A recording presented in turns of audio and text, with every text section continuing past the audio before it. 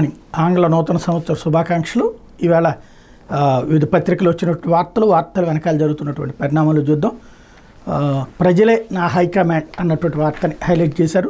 ఈనాడులో పేదల జీవితాల్లో వెలిగే లక్ష్యం, కష్టం వస్తే ప్రాణ స్నేహితుడిగా కాపాడుకుంటా ముఖ్యమంత్రి చంద్రబాబు. పల్నాడు జిల్లా ఎల్లమందులో పింఛన్ల పంపిణీ, కష్టం వస్తే ప్రాణ స్నేహితుడిగా కాపాడుకుంటానని, 5 కోట్ల ప్రజలే తన హైకమాండ్ అని, పేదల జీవితాల్లో వెలుగులు చూడడమే లక్ష్యమని, అందుకే పింఛన్ల పంపిణీని ప్రతి నెల ఒక్కో గ్రామంలో వేడుకలా చేస్తున్నామని సీఎం చంద్రబాబు అన్నారు. పేదల అవసరాలు తీర్చి ఉన్నత స్థితికి తెచ్చే ప్రయత్నం చేస్తున్నామని తెలిపారు.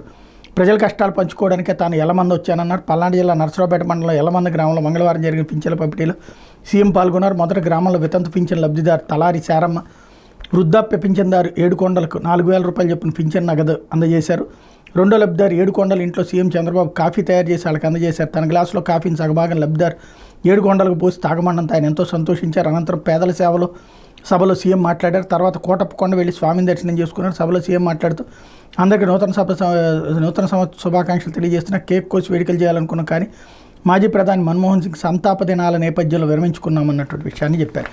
అయితే పోలవరంలో ఈ నెలలోనే డయాఫ్రమ్ వాల్ పనులు, కాంక్రీట్ మిశ్రమంపై నిర్ణయం పెండింగ్, మరో 2 పరీక్షల ఫలితాల కోసం నిరీక్షణ. 5 తర్వాత విదేశీ బృందం కేంద్ర జల సంఘం భేటీ, అక్కడ తుది నిర్ణయం. పోలవరం ప్రాజెక్టులో కొత్త డయాఫ్రమ్ వాల్ పనులు జనవరి 2వ వారంలో ప్రారంభం కాబోతున్నాయి. 2026 డిసెంబర్ నాటికి కీలక కట్టడాన్ని నిర్మించాలనే లక్ష్యంతో ప్రభుత్వం ఉంది. వాస్తవానికి మొదటి ప్రణాళిక ప్రకారం జనవరి 2ని ఈ పనులు ప్రారంభించాల్సి ఉంది. డయాఫ్రమ్ వాల్లో వినియోగించాల్సిన కాంక్రీట్ మిక్స్ డిజైన్ ఖరారు చేయడంలో ఆలస్యం అవుతుంది. ఇందుకు సంబంధించిన కొన్ని పరీక్షల ఫలితాలు రావాల్సి ఉంది. అవి వచ్చాక కేంద్ర జల సంఘం విదేశీ నిపుణుల బృందం పరిశీలించి ఏ కాంక్రీట్ మిక్స్ను వాల్ నిర్మాణంలో వినియోగించాలో ఖరారు చేస్తారు. ఆ వెంటనే పనులు ప్రారంభమవుతాయి. ఈ కట్టడం డిజైన్లను సూత్రప్రాయంగా ఇప్పటికే ఆమోదం లభించింది. ఈ వాల్ నిర్మాణంలో ఎలాంటి కాంక్రీట్ వినియోగించాలని కీలక అంశం. 4 తరహాల్లో కాంక్రీట్ సమ్మేళనాలు పరిశీలించారు. వాటి పరీక్షల ఫలితాలు తిరుపతి ఐఐటి నుంచి రావాల్సి ఉంది. ఒక తరహా కాంక్రీట్ మిశ్రమం గతంలో డయాఫ్రమ్ వాల్ నిర్మాణంలో ఉపయోగించింది. మరో 3 మిశ్రమాలు కొత్తవి. ఇప్పటికి 2 పరీక్షల ఫలితాలు అందే. వాటిని కేంద్ర జల సంఘానికి విదేశీ నిపుణుల బృందానికి పంపారు. మరో 2 పరీక్షల ఫలితాల కోసం నిరీక్షిస్తున్నారన్నటువంటి వార్తని హైలైట్ చేశారు. ఇకపోతే గోదాముల నిర్వహణ గిడ్డంగుల సంస్థకే తప్పుకోవాలని పౌర సరఫరాల సంస్థ నిర్ణయం. మచిలీపట్నంలో చౌక బియ్యం మాయం ఘటనతో మేలుకొలుపు. రేషన్ బియ్యాన్ని నిల్వ చేసే బఫర్ గోదాముల విషయంలో రాష్ట్ర పౌర సరఫరాల సంస్థ కీలక నిర్ణయం తీసుకుంది. ప్రైవేట్ ఇన్వెస్టర్ల నుంచి నేరుగా గోదాములు అద్దెకు తీసుకోరాదని సంస్థ ఎండీ మనజీర్ జిలాని అన్ని జిల్లాల సంయుక్త కలెక్టర్లకు లేఖ రాశారుపై అవసరమైన చోట బఫర్ గోదాములను రాష్ట్ర గిడ్డంగుల సంస్థ ద్వారా తీసుకోబోతున్నారు. ఇటీవల మచిలీపట్నం మాజీ మంత్రి పేర్నాని కుటుంబానికి చెందిన గోదాముల్లో 375 మెట్రిక్ టన్నులు బియ్యం గల్లంతైన విషయం తెలిసింది. ఈ కుంభకోణంలో రాష్ట్రంలో రాజకీయంగా ప్రాధాన్యత సంతరించుకుంది. ఇదే తరహాలో పలు జిల్లాల్లో బఫర్ గోదాములోని బియ్యం నిల్వలో వ్యత్యాసాలు బయటపడ్డాయి. ఈ నేపథ్యంలో నేరుగా గోదాములను అద్దెకు తీసుకోకూడదని రాష్ట్ర గిడ్డంగుల సంస్థకు నిర్వహణ బాధ్యతలు అప్పగించాలని పౌర సరఫరాల సంస్థ వీసీఎండీ నిర్ణయించారన్నటువంటి వార్తని హైలైట్ చేశారు. లేకపోతే జగన్ జమానాలో పంచాయతీలకు డిజిటల్ మిథ్య, గ్రామాల్లోని ప్రజలకు సత్వర సేవల దూరం, నెట్ సేవలు అందించేందుకు గత తెలుగుదేశం పార్టీ ప్రభుత్వం యత్నం 3,000 కోట్లతో ఆప్టికల్ ఫైబర్ కేబుల్ ఏర్పాటు. జగన్ ప్రభుత్వం పంచాయతీలకు డిజిటల్ హోదా దక్కకుండా చేసింది. ప్రజలకు ఆస్తి విలువ, జనన మరణ ధృవీకరణాలతో పాటు ఇతర అవసరాలకు ఆన్లైన్ ద్వారా సత్వర సేవలు అందించాలని డిజిటల్ పంచాయతీల ఏర్పాటు ప్రధాన ఉద్దేశం. పర్యవేక్షణ లోపం, అప్పటి అధికారుల అక్రమాలతో ప్రజలకు సత్వర సేవలు అందకుండా పోయే పంచాయతీలకు ఇంటర్నెట్ సేవలు అందించే లక్ష్యంతో గత తెలుగుదేశం పార్టీ ప్రభుత్వం 14-19 మధ్య 3,000 కోట్లతో ఆప్టికల్ ఫైబర్ కేబుల్ ఏర్పాటు పనులను చేపట్టి చాలా వరకు పూర్తి చేసింది. జగన్ ప్రభుత్వం ఫైబర్ నెట్ దాదాపు నిర్వీర్యం చేసింది. ప్రస్తుతం కూటమి ప్రభుత్వం ఎన్ని పంచాయతీలకు కనెక్షన్స్ లైవ్లో ఉన్నాయనే వివరాలను సేకరించే పని ఇటీవల చేపట్టింది అన్నటువంటి వార్తని హైలైట్ చేశారు. ప్రతి వార్తలో జగన్ మీద విషం చిమ్మాలా, అదే సందర్భంలో ఇప్పుడు ఏదో అద్భుతం జరుగుతుందనాలా. సచివాలయాలు, గ్రామ సచివాలయాలు ఎక్కడ ఉన్నాయి? పల్లెటూళ్ళలోనే కదా. అక్కడ మరి సర్టిఫికెట్లన్నీ ఇంటర్నెట్ లేకుండా ఎట్లా ఇచ్చారు? ఫైబర్ నెట్ అనేటటువంటిది అన్ని చోట్ల ఫెయిల్యూర్ ప్రాజెక్టే. ఎందుకయ్యా అంటే దాంట్లో ముందు చెప్పింది ఒక రేటు, ఆ తర్వాత చెప్పింది ఒక రేటు. ఇంకొకటి, దానికి ఇవాల్టి వరకు ఒక సిస్టమ్ లేకుండా పోయింది. ఇంకోటి, డిజిటల్ లైబ్రరీలు గ్రామాల్లో పెడతానంది జగన్మోహన్ రెడ్డి. దానికి కేబుల్ వేసింది కూడా జగన్మోహన్ రెడ్డి టైంలోనే. దాంట్లో మరి కనెక్షన్స్ ఇచ్చారో లేదో తెలియదు. ఇప్పుడు దాన్ని ఒకవేళ అది పూర్తయి ఉంటే అది వీళ్ళ ఖాతాలో వేసుకోవాలి, లేదంటే కనుక అక్కడ ఏం జరగలేదు అన్నటువంటి అదొక విచిత్రమైనటువంటి ప్రతి వార్తలో కూడా ఒక అబద్ధ ప్రచారాల్ని, లేదంటే కనుక గోరంతలు కొండంతలు చేసి, బాబుగారి అయితే గోరంతలు కొండంతలు చేయడం, జగన్ అయితే కనుక నీచుడుగా చూపించేటటువంటి ప్రయత్నం ప్రతి వార్తలో ఈనాడు జ్యోతి చేస్తున్నటువంటి ఒక విచిత్రమైనటువంటి ఎత్తుగడ కాదు, ఉద్దేశపూర్వకమైనటువంటి ఎత్తుగడ. అయితే చిత్ర పరిశ్రమను వివాదాల్లోకి లాగొద్దు. కేటీఆర్ వ్యాఖ్యలు బాధాకరం. దిల్ రాజు తెలంగాణ ముఖ్యమంత్రి రేవంత్ రెడ్డితో ఇటీవల జరిగిన తెలుగు చిత్ర పరిశ్రమ సమావేశంపై మాజీ మంత్రి కేటీఆర్ చేసిన వ్యాఖ్యలు బాధాకరమైన నిర్మాత టీజీఎఫ్డీసీ చైర్మన్ దిల్ రాజు అన్నారు. సీఎంతో జరిగిన సమావేశం ఒకరిద్దరితో చాటుమాటును జరిగిన వ్యవహారం కాదని అందరికీ తెలిసే జరిగిందని అత్యంత స్నేహపూర్వక ఎలాంటి దాపరికాలు లేకుండా జరిగిన ఈ సమావేశంపై తెలుగు చిత్ర పరిశ్రమ సంతృప్తిగా ఉందని తెలిపారు.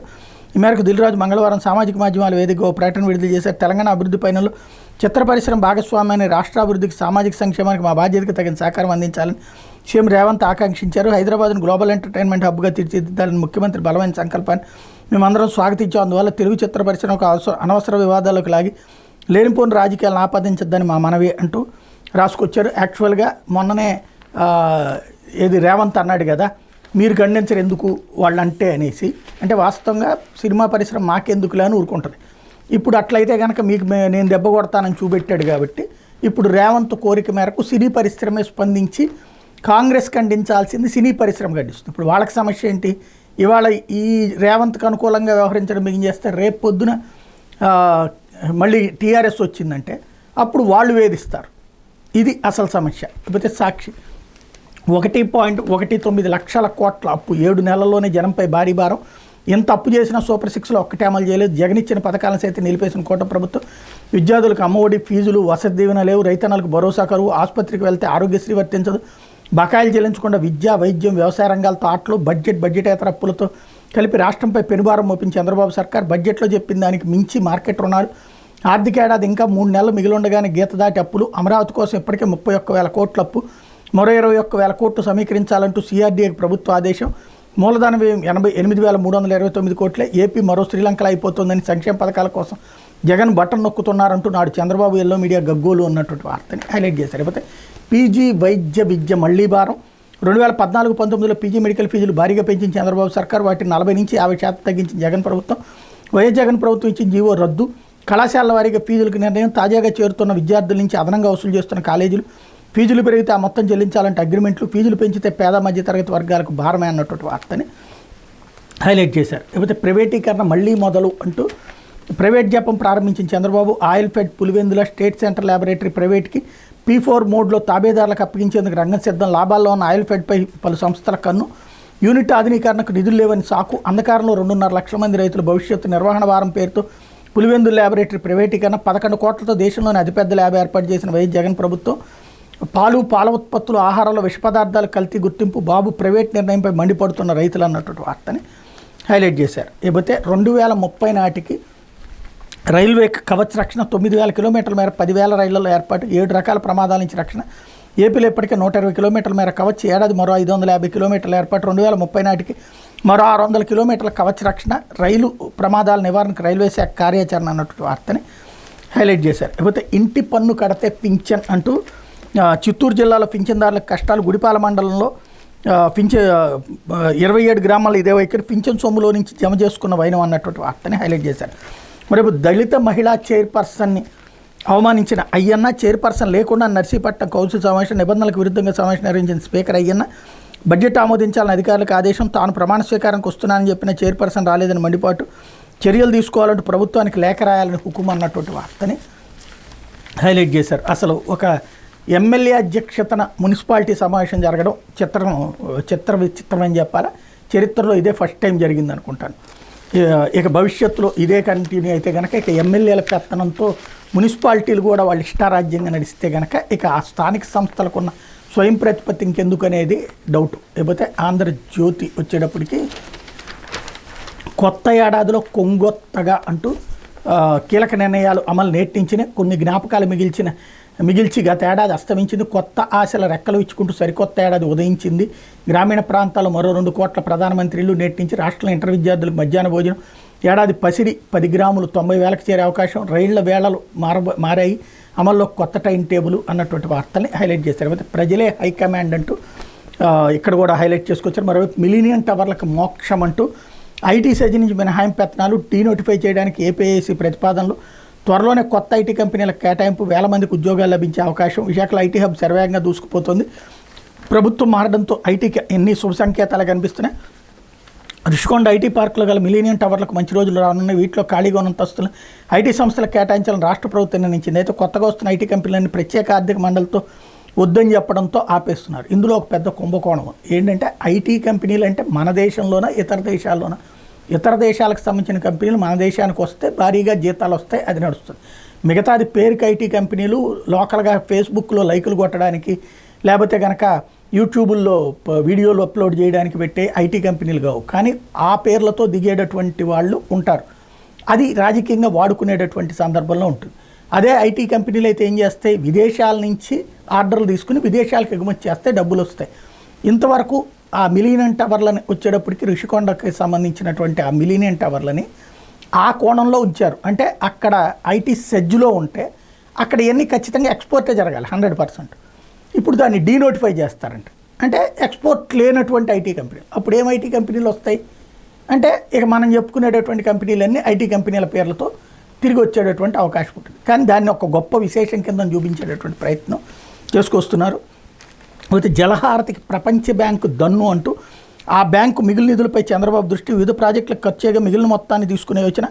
ఇప్పటికే ప్రధాని మోడీ కేంద్ర ఆర్థిక మంత్రితో సీఎం చర్చలు. ప్రస్తుతం 51,364 కోట్ల మిగులు. ఇందులో 40,000 కోట్లు ఇచ్చేందుకు కేంద్ర ప్రభుత్వం సుముఖత, మిగతా 40,000 కోట్లు కాంట్రాక్ట్ సంస్థ నుంచి సమీకరణ. తెలుగు తల్లికి జలహారతి రాష్ట్రం దశాదిశ మారుస్తుందని సీఎం చంద్రబాబు దృఢంగా విశ్వసిస్తున్నారు.